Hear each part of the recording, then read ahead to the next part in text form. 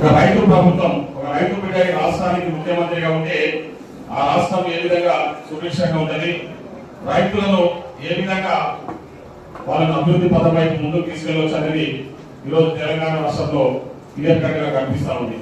రాష్ట్ర ముఖ్యమంత్రి గౌరవనీయులు రేవంత్ రెడ్డి గారు ఒక రైతు బిడ్డగా, ఒక రైతు పక్షపాతిగా, రైతుల సంక్షేమమే ధ్యేయంగా ఈరోజు రైతుల కోసం ఎన్నో సంస్కరణలు తీసుకొస్తున్న విషయం మనందరికీ కూడా తెలుసు.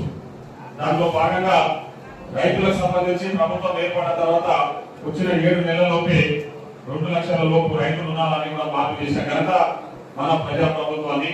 ఈరోజు రైతు భరోసా కానివ్వండి, అదేవిధంగా ముఖ్యంగా పండించిన పంటకు ప్రభుత్వం కొనడం తక్షణమే కొనుగోలు చేసిన తర్వాత వాళ్ళకి మద్దతు ధరతో పాటు సన్నమలకు బోనస్ ఇస్తున్న విషయం కూడా ఇక్కడ ఉన్న రైతు సోదరులకు అందరికీ కూడా తెలుసు. సో ఇక్కడ ముఖ్యంగా ఇవే కాకుండా రైతులకు సంబంధించి రైతులకు వ్యవసాయ యాంత్రీకరణ పనిముట్లకు సంబంధించిన సబ్సిడీ కూడా ప్రభుత్వం ఇస్తా ఉన్న విషయం ఈ సందర్భంలో గుర్తు చేస్తా ఉన్నాం.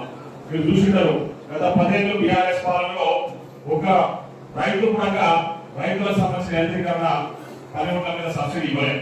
మన ప్రభుత్వం వచ్చిన తర్వాత రైతులకు సంబంధించిన యాంత్రీకరణ పనిముట్ల మీద 50% 5 ఎకరాల లోపు ఉన్న రైతులకు 50% సబ్సిడీ, మిగతా రైతులకు మోదెన్ కార్యకర్తలకు 40% సబ్సిడీతో పనిముట్లు ఇస్తున్న విషయం మీ అందరికీ కూడా తెలుసు.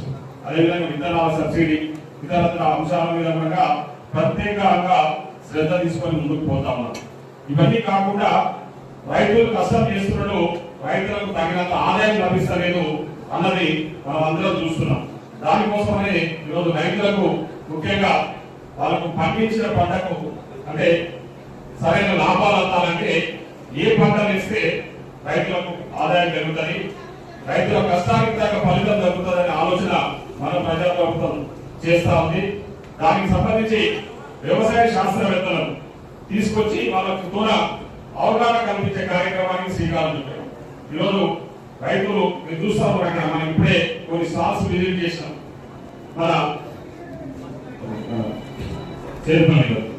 చేరుపల్లి రైతులు స్వచ్ఛందంగా వాళ్ళు పండించిన కూరగాయలను ఈరోజు తీసుకొచ్చి మనం స్టాల్స్ లో పెట్టి మేము కూరగాయలు పండిస్తా ఉన్నాం. అంటే వరి ఒకటే కాకుండా అందరి పంటలు ఇతర పంటలు కూడా సారవంతమైన నీళ్ళలో పంటలు పండించేసి మేము అధికారులు పడి సాధించి పెద్ద మొత్తంలో లాభాలు వస్తా ఉన్నాయి మాకని చెప్పేసి ఈరోజు ఆ రైతులు చెప్తా ఉన్నారు. అవి అన్ని కూడా ఈరోజు రైతులకు తెలియజేయాలని అక్కడ స్టాల్స్ కూడా మన అధికారులు ఏర్పాటు చేసిన విషయాన్ని సందర్భంగా చెప్తాం.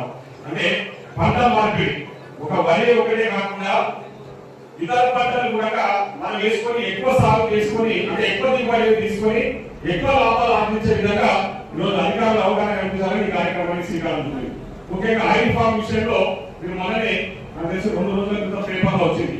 23,160 రూపాయలు ఒక క్వింటాల్కు ఒక టన్నుకు రేటు రికార్డు స్థాయిలో ఆ రేటు వచ్చిందని చెప్పేసి ఇంతకుముందు గతంలో 20,000, 22,000, 23,000 చిల్లర రేటు వచ్చిందని చెప్పేసి రైతులకు దానివల్ల ఎకరాకు ₹1,00,000 ఆదాయం, ఎకరాకు ₹1,00,000 ఆదాయం వచ్చే అవకాశం ఉంటుంది. కాబట్టి ఆయిల్ ఫార్మ్ సాగు వైపు మీరు రైతులు ముందుకు సాగాలని కూడా ప్రభుత్వం ఈరోజు వాళ్ళను అంటే ప్రోత్సహిస్తా ఉంది. ఈరోజు మన దగ్గర నాకు తెలిసి ఇక్కడ 1,700 ఎకరాలు